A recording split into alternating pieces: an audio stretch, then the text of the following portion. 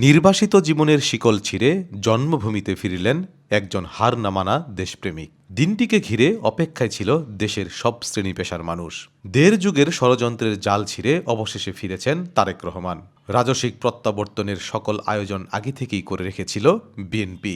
ঢাকার রাজপথ, অলিগলি আর দেয়ালে দেয়ালে উচ্ছ্বাস আয়োজন। তারেক রহমান গণতন্ত্রের বরপুত্র। গণতন্ত্র রক্ষা করতে গিয়ে ১/১১ সরকারের রোষানলে পড়েন তিনি। নির্যাতনে অসুস্থ হয়ে চিকিৎসা নিতে যান লন্ডনে। পরবর্তীতে হাসিনা সরকার তাকে আর দেশে ফিরতে দেয়নি। নির্বাসনে থেকেই হয়ে ওঠেন ফেসিবাদ বিরোধী আন্দোলনের পুরোধা ব্যক্তিত্ব। ফেসিজমের কালো অক্টোপাস থেকে গণতন্ত্রের মুক্তির সংগ্রামে নেতৃত্ব দিতে গিয়ে জন্মভূমির বাইরে ছিলেন দীর্ঘ ১৭ বছর। পৃথিবীতে বহু নেতারই স্বদেশ প্রত্যাবর্তনের ঘটনা ঘটে। মুক্তিযুদ্ধের পর শেখ মুজিবুর রহমান এবং জিয়াউর রহমানের শাসনামলে ফ্যাসিস্ট হাসিনার প্রত্যাবর্তন উল্লেখযোগ্য।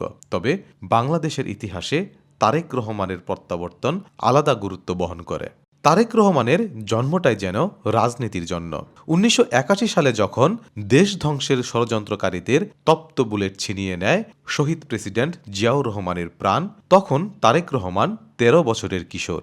সেদিন তার বুক ফাটা কান্নার সঙ্গে গোটা বাংলাদেশের মানুষও কেঁদে বুক ভাসিয়েছিল। সেই শোক এখন তারেক রহমানকে নিয়ে বাংলাদেশের মানুষের শক্তি। ঢাকা বিশ্ববিদ্যালয়ের লেখাপড়া শেষ করে মাত্র ২২ বছর বয়সে মা খালেদা জিয়াকে সহযোগিতা করতে রাজনীতিতে হাতেখড়ি দেন তারেক রহমান। ১৯৮৮ সালে জন্মভূমি বগুড়ার গাবতলী থানার বিএনপির একজন সাধারণ সদস্য হিসেবে তার অভিযাত্রা। একেবারে অভিনব রাজনৈতিক প্রজ্ঞা আর কর্মকুশলতায় ক্রমান্বয়ে বগুড়া জেলার দায়িত্বপ্রাপ্ত হন তিনি। দেশনেত্রী বেগম খালেদা জিয়া ১৯৯১ এবং ১৯৯৬ সালে যে ৫টি আসনে বিপুলভাবে বিজয়ী হয়েছিলেন, সেই আসনগুলোর নিবিড় দেখভালের দায়িত্ব পড়েছিল তারেক রহমানের উপর।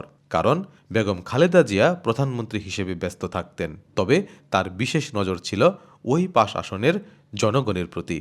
তারেক রহমান সেই সব আসনের দায়িত্ব নিয়ে উন্নয়ন এবং সমাজ কল্যাণে মনোযোগ দেন। একই সঙ্গে রাজনৈতিক অঙ্গন হিসেবে বেছে নেন উত্তরের প্রাণকেন্দ্র বগুড়াকে।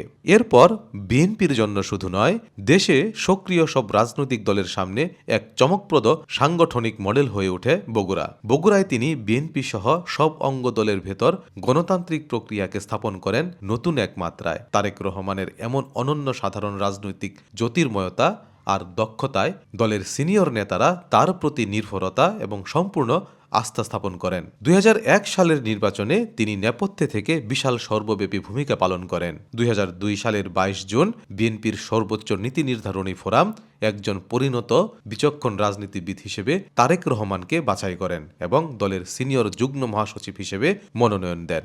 দায়িত্ব লাভের পর তারেক রহমান দলের হাইকমান্ড এবং সিনিয়র নেতাদের সঙ্গে পরামর্শ করেই বাংলাদেশের সবচেয়ে জনপ্রিয় দল বিএনপিকে তৃণমূল শক্তিতে রূপান্তরিত করার পরিকল্পনা হাতে নিয়ে সূচনা ঘটান অভিযাত্রার। তারেক রহমান এখন আর কেবল একজন ব্যক্তি মানুষ নন, তিনি পিছিয়ে পড়া মানুষের ভাগ্য বদলের এবং আগামী স্বনির্ভর উন্নত বাংলাদেশের এক দার্শনিক, জাতির কাণ্ডারি।